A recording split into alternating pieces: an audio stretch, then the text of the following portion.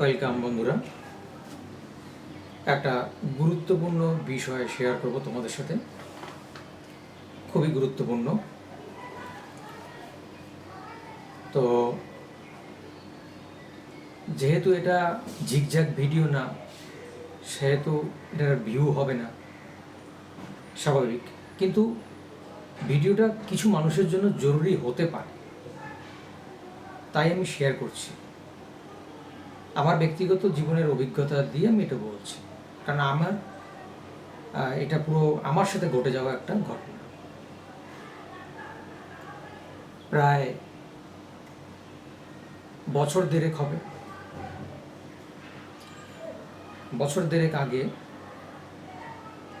তা আমার বউ বাপের বাড়ি গেল। তো বাপের বাড়ি গেল, এবার হঠাৎ করে একটা বায়না করে বসছে, আমাকে বলছে যে তুমি যদি ধ্যান না শেখো আমি আসবো। তা আমি ভেবেছি এটা হয়তো দুষ্টামি করছে, একটু ইয়ে করছে, কিন্তু ও নাছোড়বান্দা।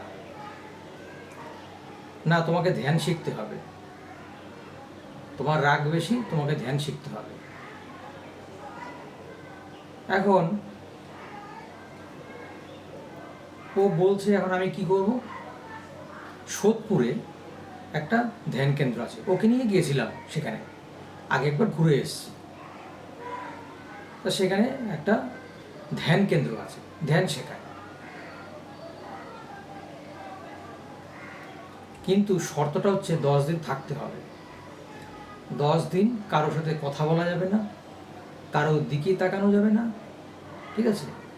নিরামিষ খেতে হবে।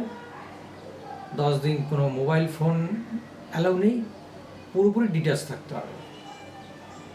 এখন স্বাভাবিকভাবেই এরকমভাবে থাকতে ভালো লাগে না। তা আমি আমার বউকে বললাম যে প্রতিমা, এরকমভাবে 10 দিন থাকাটা কি যায়? ভালো লাগে, তোমার সঙ্গে একটু কথা বলবো, ঠিক আছে? কিন্তু ও কোনোভাবেই রাজি হয় না, ও বলছে না, তোমাকে শিখতেই হবে। এখন শেষে কী করবো ডিসিশন নিলাম যে ঠিক আছে, বউ যখন বলছে, ঠিক আছে ধ্যানটা শিখেই দেখি, যাই 10 দিনের জন্য। আর ও তো এখন বাড়িতে নেই, তো 10টা দিন করবো কি? 10টা দিন যাই, ধ্যান শিখে আসি।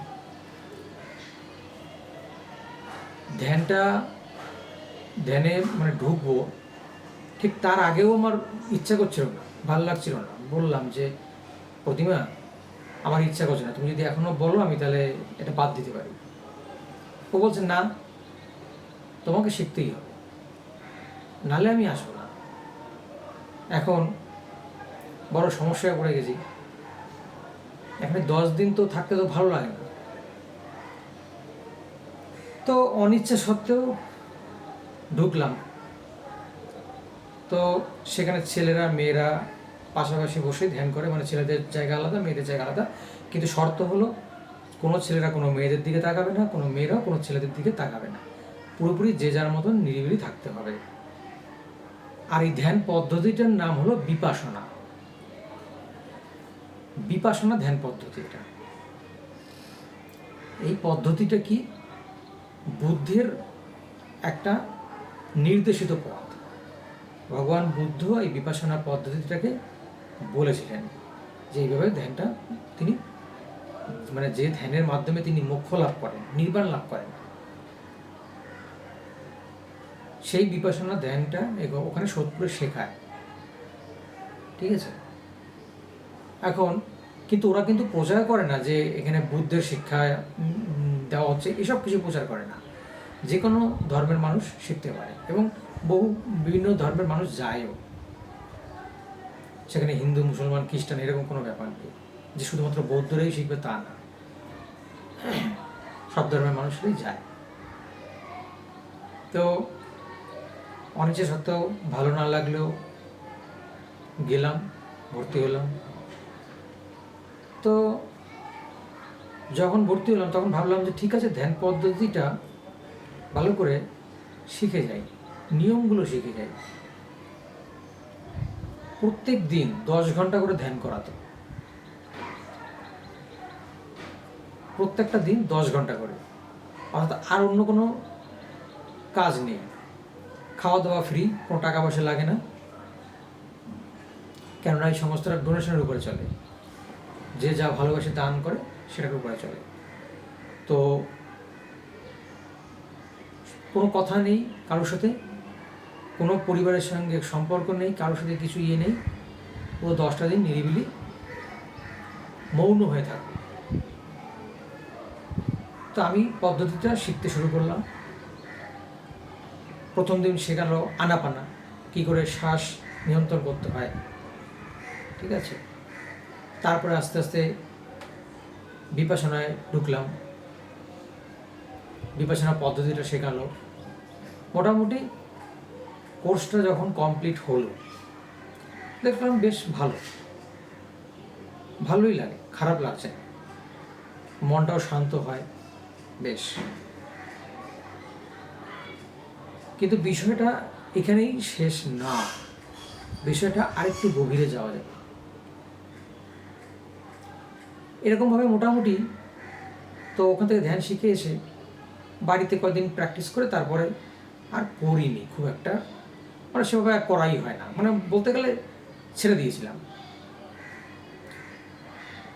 এবার অনেক দিন পরে আবার কি মনে হলো যে ধ্যানটা শিখলাম তো ভালো একটা জিনিস, তো একবার দেখি না ওই পদ্ধতিটাকে প্রয়োগ করে দেখি না। তো একদিন ভালো করে খুব মন দিয়ে ধ্যানটা করলাম। এইখানেই এই পয়েন্টটার জন্যই আমি ভিডিওটা বানাতে চাইছি। ওই দিন একটা আশ্চর্য ঘটনা ঘটে গেল। আমার মনটা মনে হলো পুরোপুরি শান্ত হয়ে গেছে। এমন একটা অদ্ভুত ফিলিংস, যেটা আমি ভিডিওতে এভাবে বলে মানে কোনো কথা দিয়ে প্রকাশ করতে পারবো না। এটা যে না অভিজ্ঞতা মানে যে উপলব্ধি না করতে পারবে ওটা বোঝানো সম্ভব না। মানে মনটা মনে হলো পুরো শান্ত হয়ে গেল। সমস্ত কোলাহল, চিন্তা, টেনশন সেগুলো থেকে মনটা একটা জায়গায় স্থির হয়ে আসলো। তো আমি বুঝতে পারলাম যে না, বুদ্ধের এই যে শিক্ষাটা, এই বিপাশনাটা, এটা সাধারণ জিনিস না। এটা একটা গভীর মানে কি বলবো, গভীরের একটা প্রভাব আছে। এবং এই পদ্ধতিটা প্রয়োগ করে অনেকের অনেক রকম চেঞ্জ এসছে। সেটার উপর একটা ফিল্মও ওখানে দেখিয়েছিল, আমি দেখেছিলাম, যে একজন ক্রিমিনাল যে 3টে মার্ডার করেছে তারপরে সে ভালো হয়েছে এই ধ্যানটা করে। তো এই ধ্যানটা করে আমার মধ্যেও এরকম একটা মানে চিন্তা আসলো, খুব শান্ত একটা চিন্তা আসলো। তখন আমি বুঝতে পারলাম যে না, এই ধ্যানটা আমাকে করতে হবে। ওই যে আমি মজা পেলাম, ওই যে টেস্ট পেলাম, তারপর থেকে আমি ধ্যানটা নিয়মিত কিন্তু করি। এখন কিন্তু আমার অটোমেটিক ভেতর থেকেই করতে ভালো লাগে, ভেতর থেকেই চলে আসছে। মানে আমি বলতে চাইছি যে আমার বউ কিন্তু আমাকে ওই ধ্যানে ভর্তি করিয়ে খুব ভালোই করেছিল। ভালো মানে আমার কিন্তু অনেক উপকার করে দিয়ে গেল। যদি সেটা না করতো তাহলে আমি কোনোদিনও এই ভালো শিক্ষাটা হয়তো পেতাম না। কেননা 10 দিন ওরকমভাবে থাকা ভালো লাগে না। একটা সাংসারিক ছেলে, স্বাভাবিক, আমি বিবাহিত, মেয়ে বউ আছে, তো স্বাভাবিক ভালো না লাগাই স্বাভাবিক। পরিবারের সঙ্গে থাকতেই ভালো লাগে, ঠিক আছে। কিন্তু ওই 10টা দিন শেখার পরে তখন পদ্ধতিটা শিখে এসে যখন প্রয়োগ করলাম একদম ঠিকঠাকভাবে, তখন আমি রেজাল্ট পেলাম। তা আমি এই ভিডিওটা এই জন্য বানাচ্ছি যে অনেকের ক্ষেত্রেই আমি দেখেছি টেনশন, ডিপ্রেশন, এটা সেটা হতাশা থাকে, ঠিক আছে। কারোর গার্লফ্রেন্ড চলে গেছে, খুব টেনশনে আছে, এছাড়াও আরও অনেক রকম নানান রকম সমস্যায় মানুষ জর্জরিত। তাই বলবো যে যারা এই মনের রোগে আক্রান্ত, মানে মনোরোগ, এটা তো একটা মনের রোগ, আমাদের মনের একটা সমস্যা, তারা যদি একবার এই সোদপুরে গিয়ে বিপাশনাটা শিখে আসে এবং প্র্যাকটিস করে ভালোভাবে, তারা কিন্তু বিশেষ উপকার পাবে। এটা শুধু সোদপুরেই শেখানো হয় তা নয়, এটা গ্লোবাল সারা ওয়ার্ল্ডের বিভিন্ন জায়গায় শেখানো হয়। বিপাশনা দিয়ে সার্চ করলে পাওয়া যাবে। তবে এই কলকাতার মধ্যে কাছাকাছি সোদপুরেই একটা সেন্টার আছে। আর একটা এখন সেন্টার নতুন শুনেছি যে হচ্ছে, সেটা চালু হয়েছে কিনা জানি না। তো তো সোদপুরে ওখানে মোটামুটি এক একটা সিটিংয়ে প্রায় আমি যখন ভর্তি হলাম তখন প্রায় 200 জন ধ্যান করলো। এই 200 জনের মধ্যে সবাই কি রেজাল্ট পেলো? আমার কিন্তু মনে হয় না, সবাই কিন্তু রেজাল্ট পায়নি, কিন্তু সবাই প্রশংসা করেছে যে হ্যাঁ খুব ভালো একটা রেজাল্ট, ভালো লেগেছে। কিন্তু যে একদম সঠিকভাবে ঠিকঠাকভাবে এটাকে ফলো করবে সে কিন্তু রেজাল্টটা পাবে।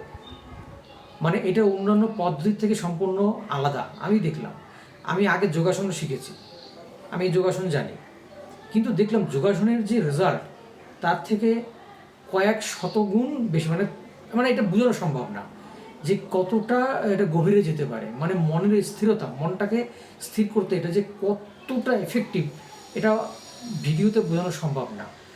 এই জন্য আমি বলছি তোমাদেরকে যে তোমরা একবার যাদের মনে হয় যে একটু ডিফারেন্ট কিছু লাইফে অ্যাচিভ করতে চাও, একবার বিপাশনা ধ্যানটা শিখে দেখো। পয়সা তো লাগে না, বুদ্ধের এই পদ্ধতিটা, ঠিক আছে? এবং এটা শুধু তাই না, এই বিপাশনার মাধ্যমে নির্বাণ লাভ করা সম্ভব। নির্বাণ লাভ মানে কি, একটু একটু সংক্ষেপেই একদম বলি। বুদ্ধ তো মানে বুদ্ধদের দর্শনটা কী যে নির্বাণ লাভ করতে হবে। মানে বুদ্ধ আলটিমেটলি বলেছেন যে নির্বাণ লাভ করো, মানে আর এই সংসারে জন্মগ্রহণ করতে হবে না। বারবার যে জন্মগ্রহণ, জন্ম মৃত্যু, এই যে একটা চক্র, এখান থেকে বেরিয়ে আসা। অর্থাৎ যে নির্বাণ লাভ করবে তাকে আর বারবার এই সংসারে জন্মগ্রহণ করতে হবে না। কেন সংসারে জন্ম মানেই দুঃখ। বুদ্ধ কি বলেছেন যে জীবন দুঃখময়, জীবনে দুঃখ আছে, এটা একটা মহান সত্য। বুদ্ধ 4টে আর্য সত্যের কথা বলেছিলেন, তো তার মধ্যে এটা একটা মহান সত্য যে জীবন দুঃখময়, জীবনে দুঃখ আছে। তো এই বিপাশনাটা কিন্তু সেই নির্বাণ লাভের দিকে নিয়ে যেতে পারে। অতএব যারা সাধনা করছো, ভুলভালভাবে নানান জায়গায় এদিক ওদিক করে সময় নষ্ট করছো, কারণ আমিও এরকম বহু জায়গায় বহু কিছু টিপস নিয়ে সেগুলোকে পরীক্ষা করে দেখেছি, রেজাল্ট পাইনি। কিন্তু একমাত্র বিপাশনাটা কিন্তু আমি রেজাল্ট পেয়েছি। এটা খুবই এফেক্টিভ এবং বহু মানুষের একটা উপকার হয়েছে। তো এইটাই বলার জন্য আমি এই ভিডিওটা বানালাম। তো তোমরা একটু সোদপুরে যেও, 10 দিনের কোর্স, একটু কষ্ট করে সময় বের করে শিখো, ভালো হবে। ঠিক আছে, ভিডিওটা তাহলে এখানে শেষ করি।